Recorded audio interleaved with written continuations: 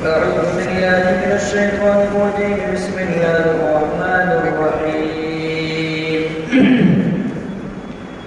للفقراء الذين أحصروا في سبيل الله لا يستطيعون ضربا في الأرض يحسبهم الجاهل أغنياء من التعفف تعرفهم بسيماهم لا يسألون الناس إلحافا وما تنفق من خير فإن الله به عليم. الذين ينفقون أموالهم بالليل والنهار سرا وعلانية فلهم أجرهم عند ربهم ولا خوف عليهم ولا هم يحزنون.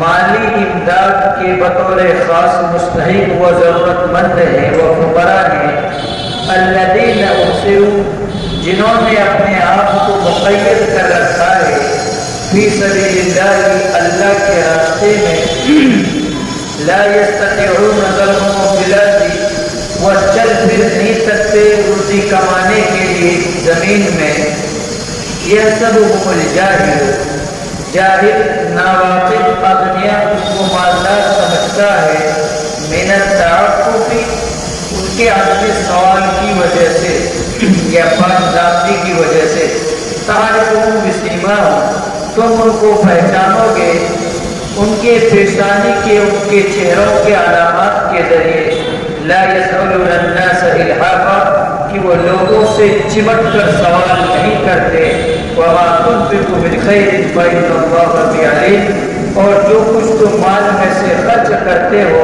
تو اللہ تعالیٰ اس کو جاننے والے ہیں. الذین ينفقون اموالهم باللیل والنہار سرا وعلانیہ جو خرچ کرو گے اپنے اموال کو رات میں یا دن میں پوشیدہ طور پر یا ظاہری طور پر تو ان کا اجر تو ان کے لیے ان کا اجر ان کے رب کے پاس ہے ولا خوف ان پر نہ کوئی خوف ہوگا ولا هم يحزنون اور نہ ان پر کوئی رنج ہوگا. تو تیسرے پارہ جہاں سے شروع ہوئی ہے بار بار انفاق کی بات چل رہی ہے اس سے پہلے میں آپ کو ایک چیز جمعہ کے بیان میں سنایا تھا تو یہاں بھی سنا دیتا ہوں. قرآن کے بارے میں اے مسلمانوں یہ تم نے کیا کیا. ہندوستان کے سابق صدر جناب ڈاکٹر پنڈت شنکر دیال شرما قرآن اور مسلمانوں کے تناظر میں تخمیناً 37 سال قبل کہی گئی ایک نظم جو موجودہ دور کے صاحب علم حضرات اور اسلامی معاشرہ کو آئینہ دکھانے کے لیے کافی ہے. انہوں نے لکھا ہے قرآن کیا ہے ایک ہندو لکھ رہے اس چیز کو عمل کی کتاب تھی دعا کی کتاب بنا دیا عمل کی کتاب تھی دعا کی کتاب بنا دیا سمجھنے کی کتاب تھی پڑھنے کی کتاب بنا دیا زندوں کا دستور تھی مردوں کا منشور بنا دیا جو علم کی کتاب تھی لاعلموں کے ہاتھ تھما دیا تسخیر کائنات کا درس دینے آئی تھی تسخیر کائنات کا درس دینے آئی تھی صرف مدرسوں کا نصاب بنا دیا مردہ قوم کو زندہ کرنے آئی تھی مردہ قوم کو زندہ کرنے آئی تھی مردوں کی بخشش پر لگا دیا. اے مسلمانوں یہ تم نے کیا کیا.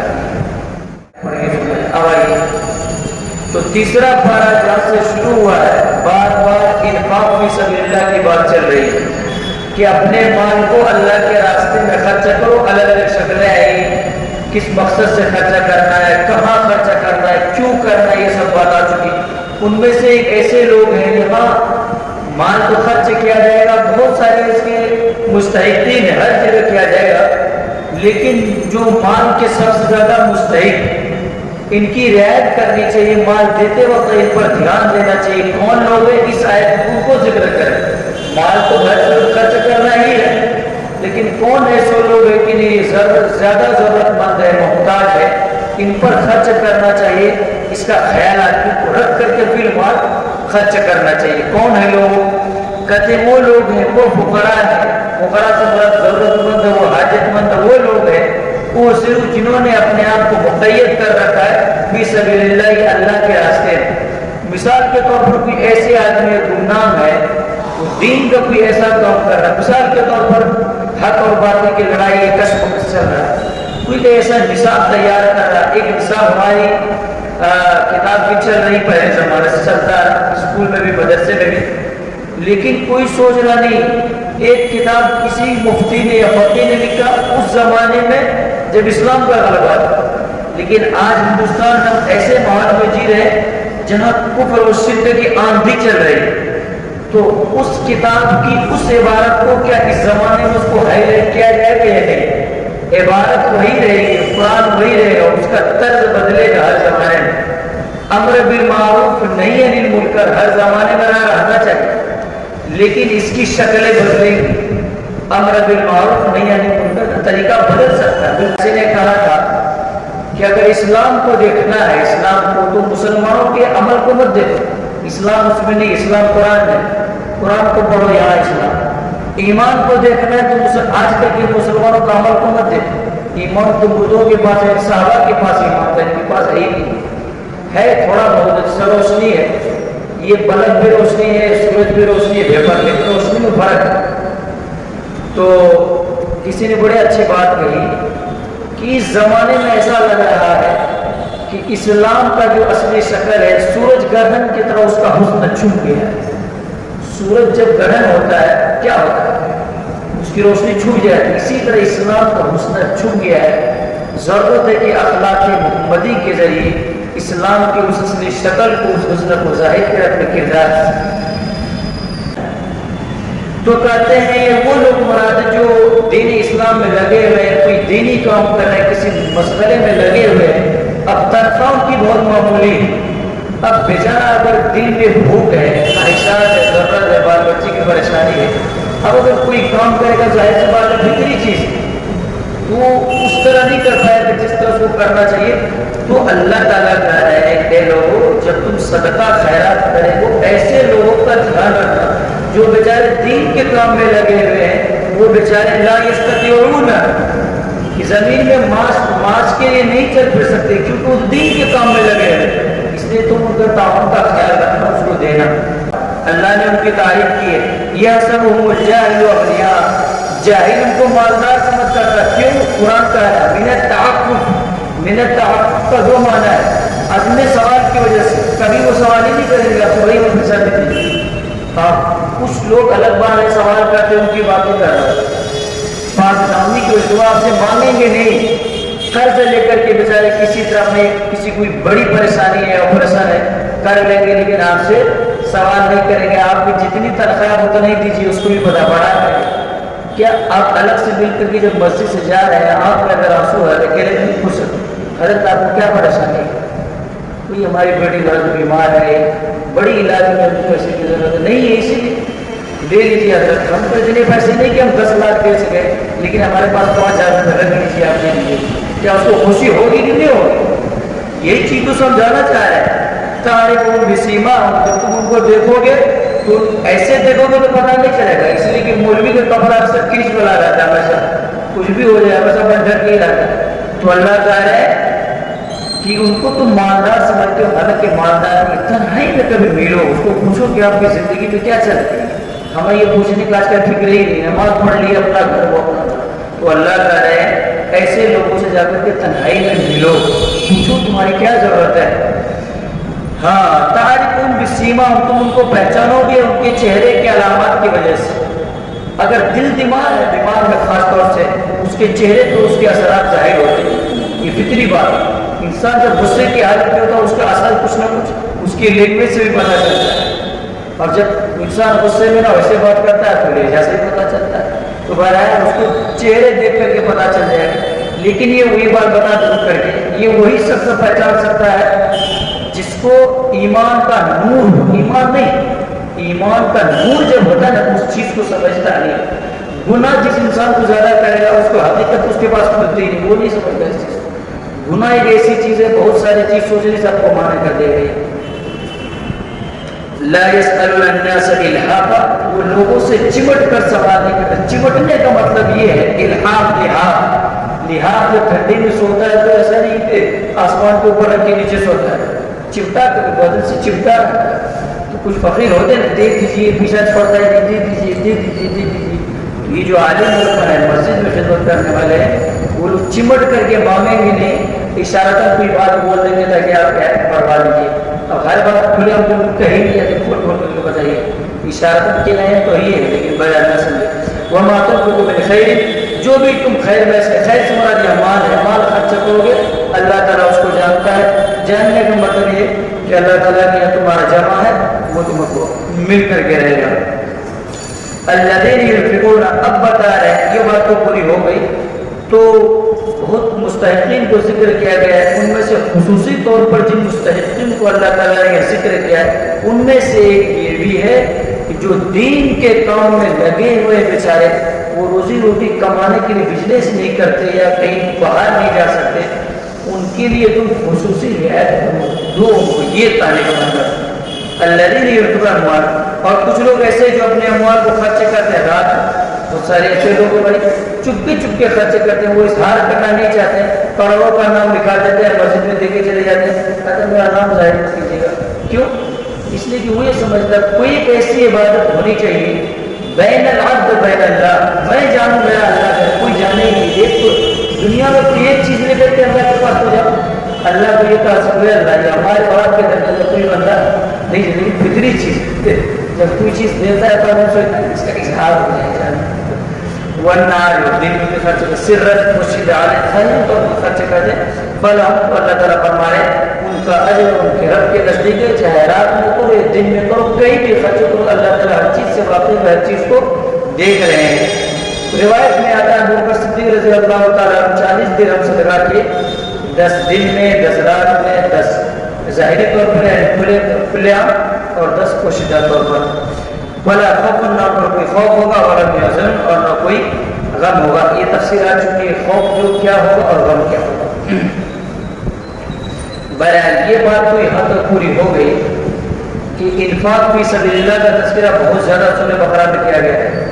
تیسرا پارہ جب سے شروع ہوا اب تک یہاں تک جو اس کا مسلسل تذکرہ ہوا، اس سے ایک بات سمجھ میں آتی ہے کہ اللہ تعالیٰ کا کوئی لفظ ایسے ہی بار بار تکرار نہیں کرتا، لیکن اللہ تعالیٰ جب کسی ایک لفظ کو بار بار دہرائے اس کا مطلب ہے ضرور کوئی نہ کوئی بات، اس کا مطلب یہ انسان کی فطرت ہے کہ بار بار جب کوئی بات کو کہی جاتی ہے دل دماغ وہ بات گھستی ہے اس کو۔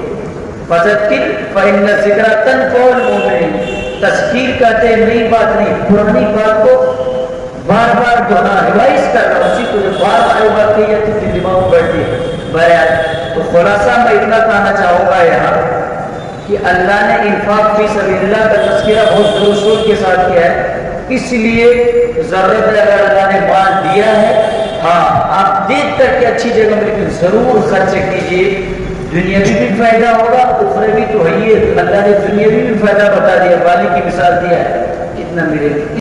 اب آگے جو تذکرہ آ رہا ہے سود کا تذکرہ آ رہا ہے، دیکھیے ربط، دیکھیے قرآن مجید ہر سورت پر بھی ربط ہے، باضابطہ اس پر بھی کتاب لکھی گئی، ایک سورت دوسرے سورت کے درمیان ربط کیا ہے۔ اور ایک بات کہا دو، ہم سمجھتے ہیں کہ قرآن علمی اعتبار سے معجزہ ہے، لیکن قرآن کا ہر لفظ معجزہ ہے، ثابت کیا ہے۔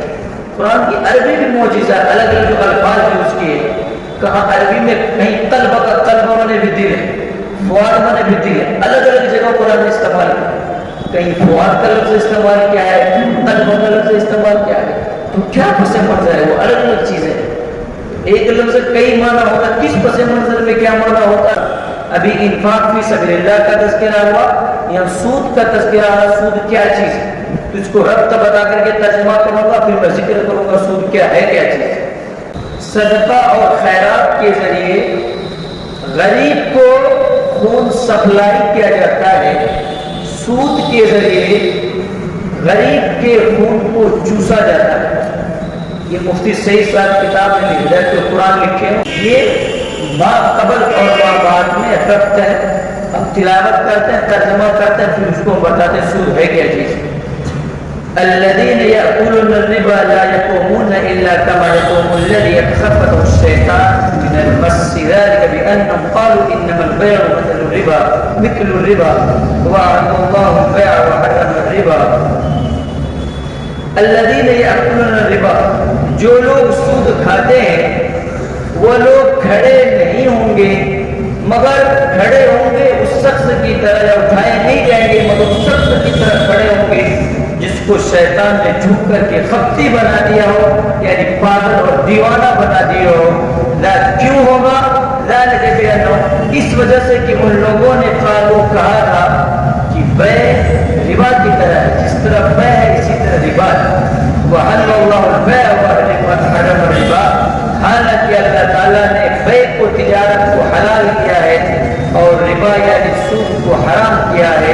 فمن جاؤ، تو جب اس کے بعد اس کے رب کی طرف سے نصیحت آ گئی، فانتہا، تو باز آ گیا یعنی سودی کاروبار سے رک گیا، فلہ ما سلف، جو پہلے وہ کر گزرا تو اسی کا ہے، وامرہ الی اللہ، اور باطنی اس کی کیا کیفیت ہے؟ اللہ کے حوالے ہے۔ ومن عاد، اور جو شخص پھر گیا، دوبارہ لوٹ گیا، فاولئک اصحاب النار هم فیہا خالدون، تو یہ لوگ جہنم والے ہیں، اس میں ہمیشہ ہمیشہ رہیں گے۔ یمحق اللہ الربا ویربی الصدقات، اللہ تعالیٰ سود، ربا یعنی سود کو مٹاتا ہے اور صدقات کو بڑھاتا ہے، اور اللہ تعالیٰ ہر ناشکر گنہگار کو پسند نہیں کرتا۔ بے شک جو لوگ ایمان لائے اور عمل صالح کی اور نماز ادا کی اور زکات ادا کی، لہم اجر عند ربہم، تو ان کے لیے ان کا اجر ہے ان کے رب کے نزدیک، ولا خوف علیہم ولا یحزنون، نہ ان پر کوئی خوف ہوگا اور نہ کوئی رنج ہوگا۔ یا ایھا الذین آمنوا اتقوا اللہ وذروا ما بقی من الربا، اے ایمان والو اللہ سے ڈرو، وذروا، اور چھوڑ دو، ربا میں سے ما بقیہ، یعنی جو ربا میں سے کسی کے ذمے باقی رہ گیا اس کو چھوڑ دو۔ ان کنتم مؤمنین، اگر تم سچے پکے مومن ہو۔ فإن لم تفعلوا، پس اگر تم چھوڑو گے نہیں، فأذنوا، تو تیار ہو جاؤ، بحرب من اللہ ورسولہ، اللہ اور اس کے رسول سے جنگ کرنے کے لیے تیار ہو جاؤ۔ وإن تبتم فلکم رؤوس اموالکم، اور اگر تم توبہ کر لو تو کہتے ہیں تمہارے اموال یعنی راس المال، کیپٹل بھی اس کو بولتے ہیں، تو تمہارا حق ہے۔ لا تظلمون، نہ تم کسی پر ظلم کرو، ولا تظلمون، اور نہ تم پر ظلم کیا جائے گا۔ سورہ بقرہ کی مسلسل 6 آیتیں، سورہ نساء کی 2 آیتیں، سورہ روم کی آیتیں، سورہ آل عمران کی آیتیں، 7 جگہ تقریباً سود کی مذمت اور حرمت کے سلسلے میں آیتیں نازل ہوئی۔ سود کے سلسلے میں کفر کے بعد سب سے زیادہ جس چیز کی مذمت کی گئی ہے وہ سود ہے۔ کفر کے بعد سب سے زیادہ جس چیز کی مذمت کی گئی ہے وہ سود ہے، کیونکہ کہا گیا اتنا سخت لے جائے کہیں استعمال اور ہوا نہیں، وہ یہ ہے فَإِن تَفْعَلُوا، جو شخص سودی کاروبار سے باز نہیں آئے تو اس کو چاہیے کہ اللہ اور رسول سے جنگ کے لیے تیار ہو جائے۔ اللہ اور اس کے رسول سے کون جنگ کر سکتا ہے؟ امام ابو حنیفہ رحمۃ اللہ علیہ فرماتے ہیں کہ قرآن مجید کے سب سے زیادہ خوف زدہ آیت یہی ہے۔ تو کفر کے بعد، شرک کے بعد سب سے زیادہ جس گناہ پر مذمت کیا گیا وہ گناہ یہی سود ہے۔ زنا، شراب اور بھی جتنی چیزیں، ان پر جنگ کا اعلان اللہ تعالیٰ نے حرام کا ہے، ظلم کا ہے، لیکن اس کے بارے میں جنگ کا اعلان جو کہا گیا، سود صرف ایک ایسا گناہ ہے جس کے بارے میں اتنا سخت لے جا اللہ رب العزت نے استعمال کیا۔ کیوں؟ وہ پوری تفصیل آپ کے سامنے بھی آ رہی ہے۔ تو 7 آیتیں مسلسل، یہ پہلی تو قرآن مجید سے پہلے کو سمجھتے ہیں ترجمے دونوں سے، پھر حدیث میں سنیں گے کیا کیا مذمت بیان کی ہے۔ تو پہلی یہ ہے کہ جو لوگ سود کھاتے ہیں، ابھی تفصیل کریں گے سود ہے کیا چیز، ترجمے میں تھوڑا تشریح کرتے ہیں۔ پہلا یہ کام ہے جو شخص سود کھاتا ہے، اسی لیے قیامت جب قائم ہوگی تو ہر شخص قبر سے اٹھیں گے تو کہتے ہیں وہ شخص کھڑے نہیں ہوں گے، نہیں اٹھ پائیں گے مگر اس شخص کی طرح جس کو شیطان نے چھو کر کے خطی بنا دیا۔ یعنی کہنے کا مطلب یہ ہے کہ شیطان یا کسی کو شیطانی جادو کا جب اثر ہوتا ہے وہ دیوانہ اور پاگل ہو جاتا ہے، بہتی بہتی باتیں کرتا ہے، تو یہ جو اٹھے گا قبر، جو سود کھانے والا ہے، اٹھ کر کے دوڑے گا میدان محشر کی طرف، تو یہ بھی جو اٹھے گا تو اسی طرح کرے گا، پاگل کی طرح۔ बहकी बहकी बातें, दीवाना जो होता है, पागल जो होता है, बहकी बहकी बातें करता है, ये शख्स भी जो कब्र से उठाया जाएगा ये भी बहकी बहकी बातें करेगा, होश हवा उसका खत्म हो जाएगा, क्या बोलना चाहिए उसको कुछ पता नहीं आएगा। पहली जो सजा है उसके लिए यही है, सूद खाने वालों के लिए, कब्र से जब उसको उठाया जाएगा दीवाना। एक बात ये है, छोटी सी बात यहाँ मुफस्सिर ने ये भी लिखा है, इसका मतलब ये हुआ शैतान मिनल मस, शैतानी असरात हो सकते हैं, शैतानी असरात हो सकते हैं, और वो भी अंदर पर अगरचे शरारत ना करें लेकिन जिस्म पर इसके असरात पड़ सकते हैं। वो है आप सल्लल्लाहु अलैहि वसल्लम पर भी इसका असर हुआ, दो सूरतें नाज़िल हुई से, तो इसका असर हो सकता है, इससे बिल्कुल इनकार नहीं किया जा सकता। लेकिन बहुत ज़्यादा आजकल तो पूरा ढंढोरा चल रहा है, ताबीज़ झूठे का वो शक्ल नहीं, लेकिन बहरहाल किसी हद तक इसका असरात हो सकते हैं। तो बहरहाल तो जिस तरह ये बहकी बहकी बातें करते दीवाने और पागल, इसी तरह सूदखोर का ये अर्थ हुआ नंबर 1। और नंबर 2 उसका भी यहाँ क्या गया, एक तो ये कि जब नसीहत आ गई इसके पास, क्यों अच्छा उसको होगा ये क्यों, इसलिए कि इन्होंने ये कहा वे भी कहते रिबा की मिसल है। क्यों वे का क्या मतलब होता है भाई, तिजारत से भी मुनाफा कमाना होता है, इसी तरह सूद से भी मुनाफा कमाना होता है, अभी हम बताएंगे। तो कहते हैं और दूसरा क्या होगा, और अल्लाह ताला ने क्या कहा है कि अल्लाह का नहीं, रिबा अल्लाह ताला घटाता है और सदक़ात को बढ़ाता है। और भी दूसरी जगह आया है, तो कुरान में ये बहुत सारी चीज़ें में से सूरह बकरा में जो बयान किया गया 3-4 चीज़ें यहाँ जिक्र की गई, अगर कोई सूदी कारोबार करता है तो उसका ये अंजाम हो। अब हदीस के तनाजुर में समझते हैं कि तो है ये कुरान अभी तस्वीर में बात आ जाएगी, लेकिन सूद की मजम्मत उसकी हुर्मत पर हदीस क्या कह रही है, हदीस में क्या बताया गया इस सिलसिले में, जो सूद खाता है उसका अंजाम क्या होगा, हदीस सुनिए। आप सल्लल्लाहु अलैहि वसल्लम ने सूद को हलाकत खेज अमल करार दिया है, जैसा कि हदीस शरीफ में हज़रत अबू हुरैरा रज़ियल्लाहु ताला अन्हु नबी करीम सल्लल्लाहु अलैहि वसल्लम से रिवायत करते हैं, आप सल्लल्लाहु अलैहि वसल्लम ने फरमाया 7 हलाक करने वाली बातों से दूर रहो। लोगों ने पूछा या रसूलल्लाह वो कौन सी बातें हैं, फरमाया अल्लाह के साथ शिरक करना, जादू करना, जानबूझ कर किसी को मारना जिसको अल्लाह ने हराम किया है, और सूद खाना, और यतीम का माल खाना और सूद खाना। तो 7 चीजों में से एक सूद है। दूसरी बुखारी की रिवायत। नंबर 2 दूसरी हदीस, जिस बस्ती में सूद होता है वो बस्ती सूद की वजह से हलाको बर्बाद हो जाती है। हदीस शरीफ में अब्दुल्लाह बिन मसूद रज़ियल्लाहु ताला अन्हु से मरवी है, आप सल्लल्लाहु अलैहि वसल्लम ने फरमाया जिस किसी बस्ती में जिना और सूद फैल जाए अल्लाह ताला उस बस्ती वालों को हलाक करने की इजाजत देता है। फरिश्तों को हुक्म हो देता है कि जिना आम हो जाए, सूद आम हो जाए, हलाक कर दो। लेकिन अल्लाह के नबी की दुआ है, पहले तो ऐसा होता तो फौरन अज़ाब आता था, फरिश्ते आते थे, या तो पलट वाला मामला होता था या फिर पूरे घरे पूरा मसला ही चैप्टर क्लोज वाला मामला होता था, मलिया पेड़ हो जाता। लेकिन अल्लाह ने नबी ने दुआ किया अल्लाह इस उम्मत को ऐसा कोई अज़ाब ना आए, लेकिन उसकी शक्लें बदल बदल करके अज़ाब आए। एहसास करने वाले लोग एहसास कर रहे, हम और आप एहसास नहीं कर रहे। और तीसरी हदीस, सूद से पागलपन फैलता है। हदीस शरीफ में आप सल्लल्लाहु अलैहि वसल्लम ने फरमाया जिस कौम में सूद फैलता है उस कौम में पागलपन फैलता है। देख लीजिए आज के पागलपन फैल रहे हैं।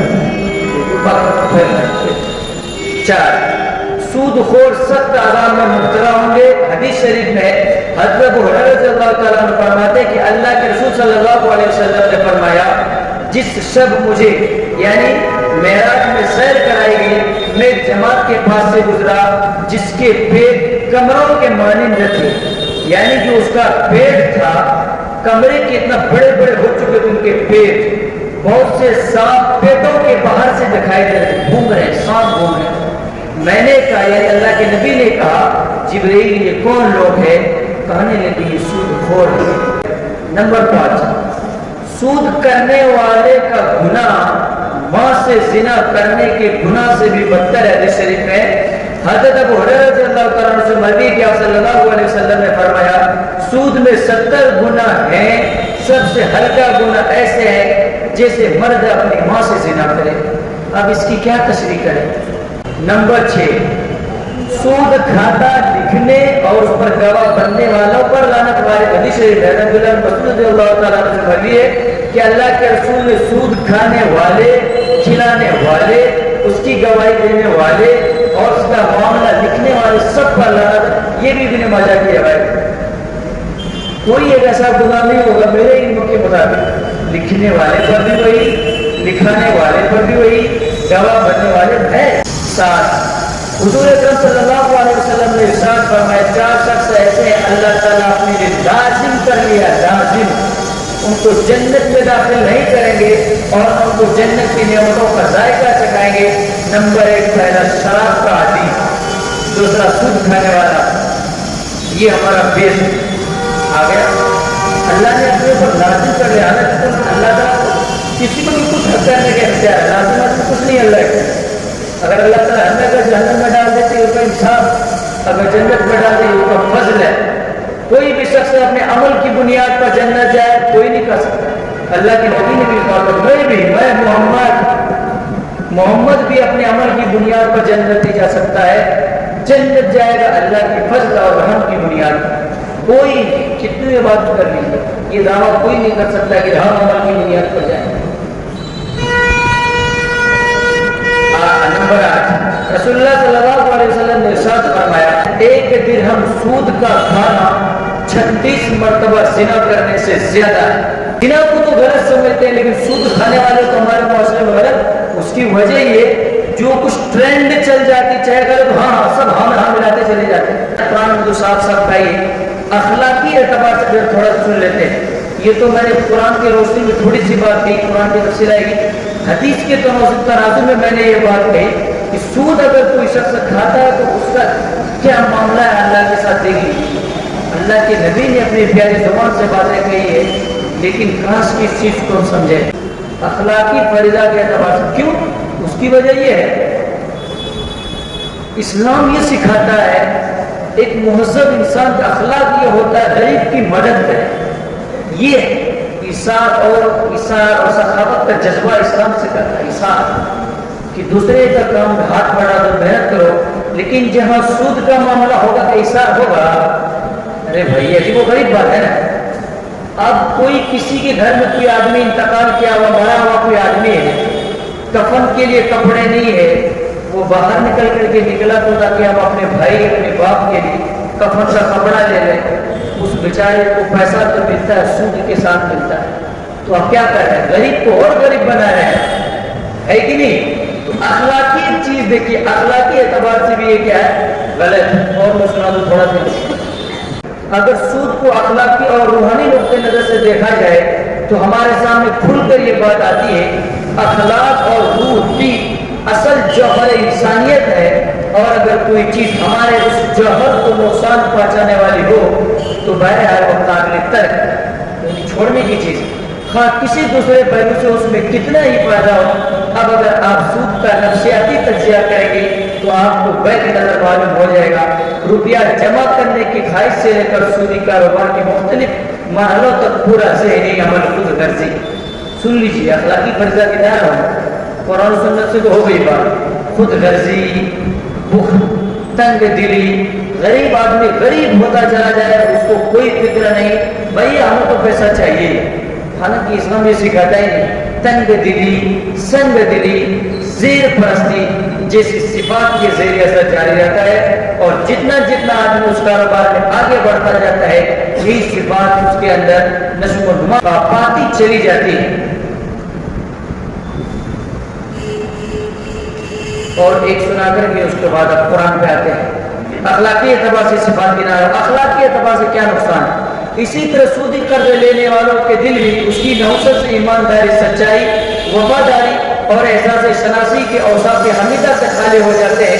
ظاہر سی بات ہے حرام کچھ بھی کھائے گا تو اوصاف حمیدہ دھیرے دھیرے اس کے اندر نکلتا چلا جائے گا، اور ان کے اندر بے ایمانی، کذب بیانی، بے وفائی، احسان فراموشی، یہ سب اخلاقی پہلو اعتبار سے کنارہ ہو جتنی کنارہ جیسے اوصاف حمیدہ پیدا ہو جاتے ہیں۔ چنانچہ اگر ان پر سر سے کھا کر کوئی شریف آدمی سر سے حسن نہ دے دے اور ان پر اعتماد کر کے تحریری قانون کا روائی نہ کرے اور وہ جسمانی طاقت افراد قوت میں ان سے کمزور ہو تو نہ صرف وہ قرض کی واپسی میں ٹال ٹول کرتے ہیں، طرح طرح سے پریشان کرتے ہیں، بلکہ بسا اوقات سے گالیاں دیتے ہیں، الزام تراشی کرتے ہیں، خود مارنے یا گھنڈوں سے پٹوانے کی دھمکیاں دیتے ہیں، اور بسا اوقات مار پیٹ بھی کر لیتے ہیں، اور قرض دی گئی پوری رقم ہڑپ کر لیتے ہیں۔ اور ایسا صرف اس بنا پر ہوتا ہے سود خوری نے ان کے دلوں میں قساوت، دل کو سخت اور بے ایمانی بڑھتی ہے، جس سے وہ اس شریف آدمی کی شرافت اور کمزوری سے ناجائز فائدہ اٹھاتے ہیں اور احسان فراموشی کر کے اس پر ظلم کر رہے ہیں۔ پھر ان لوگوں کو ان کی حرکتوں سے دوسرے لوگوں کے اندر بھی غریبوں مجبوروں کے ساتھ تعاون ہمدردی کے جذبات ختم ہو جاتے ہیں۔ بہرحال ہے تو بہت زیادہ۔ سود کے کیا معنی؟ یہ بھی کر رہے ہیں احسانوں کی پوری بات ہو جائے اور بتانا چاہیے ہے کیا چیز۔ سود کیسے کہتے ہیں؟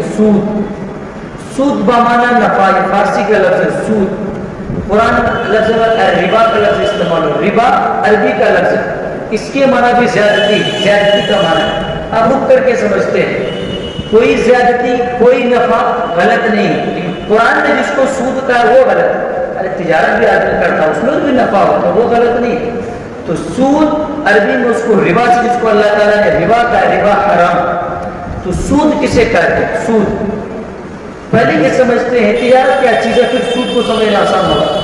وہ عربی میں مبادلۃ المال بالمال بالتراضی، آپسی رضامندی کی وجہ سے مال کا تبادلہ مال کے ذریعے کیا جائے، اس کو بیع کہتے ہیں۔ اب اس کو سمجھیے، ربا کس کو کہتے ہیں؟ سود ربا کہتے ہیں فضل خال عن عوض، یعنی ایسی زیادتی جو عوض سے خالی ہو۔ اب سمجھیے مثال سے، ہم نے آپ کو 1000 روپے دیا اور آپ سے میں نے یہ کہی کہ اگلا جو مہینہ آئے گا اکتوبر، اس کے بعد آپ دے دینا، آپ 2000 روپے بڑھا کر کے دینا۔ اب تاریخ دیکھیے، ڈیفینیشن جس کو بولتے ہیں ایسی زیادتی جو اس کے مقابل میں کوئی عوض نہ ہو۔ 1000 تو 1000 کے مقابل میں ہو گیا، اب 2000 جو آپ نے لوٹا کر کے ہمیں دیا ہے وہ 1000 کس کے مقابل میں ہے؟ سمجھ رہے ہیں سود کس کو کہتے ہیں؟ زیادتی۔ کون سی زیادتی؟ وہ زیادتی جس کے مقابل میں کوئی عوض نہ ہو۔ 1000 روپے ہم نے آپ سے لیا، آپ نے کہا 2000 روپے آپ کو دینا ہے 1 مہینے بعد، میں نے آپ کو 2000 دے دیا، 1000 روپے کے مقابل میں ہو گیا، کلیئر بات ہوگی۔ لیکن جو پلس 1000 روپے جو ہے وہ کس کے مقابل میں ہے؟ وہ کسی چیز کے مقابل میں نہیں ہے۔ سود اسی کو عربی میں ربا کہتے ہیں۔ بیع مبادلۃ المال بالمال، مال کو مال کے ذریعے تبادلہ کرنا، آپسی رضا۔ مثال کے طور پر ہم نے یہ لیپ ٹاپ کسی سے خریدا، بمبئی میں لیا ہم نے، مثال کے طور پر 40,000 میں لیا، وہ لیا کتنے پتہ ہے، مثال کے طور پر 38,000 پہ لیا ہوگا، ہم سے 40,000 روپے لیا، یہاں بھی 2000 روپے بڑھا کے دیا، اس کے بدلے ہمیں یہ دیا۔ تو ہم نے جو 40,000 دیا 38,000 میں خریدا، 2000 کس کے مقابل میں، یہ کس کے مقابل میں لیا؟ انہوں نے محنت کیا ہے، اس کو بھی کہیں جا کر کے خریدا، اس کا بزنس ہی وہی ہے۔ لوگ بھی اگر بڑھا کے نہیں کمائے گا، محنت میں وہ کھائے گا کیا؟ سمجھ رہے ہیں فرق؟ سمجھ رہے ہیں؟ وہ لیپ ٹاپ جو تو محنت جو کیا، اس محنت کے بدلے میں 2000 مل رہا ہے، آپ کے پاس جیب سے 2000 روپے لا کر کے دے دیے، اور 2000 اس میں کون سی محنت؟ آپ کی کوئی محنت ہے؟ مال کے بدلے میں اگر مال دے رہا ہے محنت کر کے، اس کو بیع، اس کی اجازت کرنا چاہیے، سنت ہے۔ یہ باتیں سمجھ میں آتے ہیں۔ اللہ کے نبی نے سود کو حرام فرمایا، حرام تھا، اس کا مطلب یہ ہے کہ عرب میں سود تھا، تبھی تو کسی چیز کو روکا جائے گا، اس کا مطلب وہ چل رہا تھا سود کا رواج۔ لیکن یہ اب کون سی سود کا رواج تھا؟ وہ جو سود چل رہا تھا کون زمانے جاہلیت میں کون سا سود تھا؟ تو اس کی شکلیں مختلف لکھتے ہیں، بعض بات دیکھتے ہیں، اس کی شکلیں یہ ہے کہ اس زمانے میں جو اس کو ہم اس سود کو اگر ابھی بولیں گے کہ اصطلاح میں ربا الفضل اور ربا نسیہ، اس میں ایسا ہوتا تھا کسی کو 10,000 روپے قرض دے دی اور متعین کر دیا تھا 2 مہینہ کے لیے، آپ اتنا بڑھا کر کے دیجئے گا، تو وہ والا سود اس وقت کیا تھا؟ رائج تھا۔ اور دوسری بات یہ، اسی میں اگر کوئی شخص اس وقت اگر ادا نہیں کر پاتا تھا، 1 مہینہ کے اندر بھائی 10,000 روپے دیا، آپ کو 12,000 دینا ہے، جتنی مقدار طے کر دی، اب اس مقدار سے اگر بڑھ جائے، اس مہینے میں ادا نہیں کر پایا مثال کے طور پر، اب اسی مناسبت سے پھر اس مقدار کو سود کو بڑھا دیا جاتا تھا۔ جیسے کہ سورہ آل عمران میں بھی آپ نے پڑھا، اضعافا مضاعفا، سود کو اصل سے زیادہ بڑھا چڑھا کر کے مت، مطلب ایک نے تو 10,000 روپے تم دے دیے، اس کا سود تو ملے گا ہی، اگر وہ بیچارہ ادا نہیں کر پایا تو اس سود پر اور بڑھا دیتا تھا، چلو 2 مہینہ اور اگر کوئی بات نہیں تم اس کو اور لا کر کے دے دینا۔ یہ سود تھا اس زمانے میں، وہ زمانے جاہلیت کی سود یہ ہے۔